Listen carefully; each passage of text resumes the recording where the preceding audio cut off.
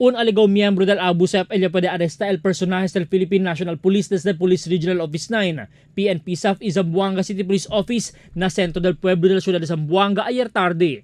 Con el personaje puede conocer como si Alnijal Ismaluddin, alias Ali, residente del barangay Talon-Talon. Así na PNP con ella puede arresta por causa con el bypass operation na Plaza Pershing. Pero ya puede saber desde el Intel community que este persona gale miembro del Abu Sayyaf bajo na mando di Muhammad Said, quien responsable mas temprano na asasinasyon del mga pulis y militar na Sulu. Asigun con Senior Superintendent Luisito Magnaye, el oficial encargado del Zamboanga City Police Office, este persona hindi bomber, sino uno del mga grupo del Abu Sayyaf que na syudad de Zamboanga ta opera, que ta sirvi como runner de droga y posible lookout del mga Abu Sayyaf desde Sulu.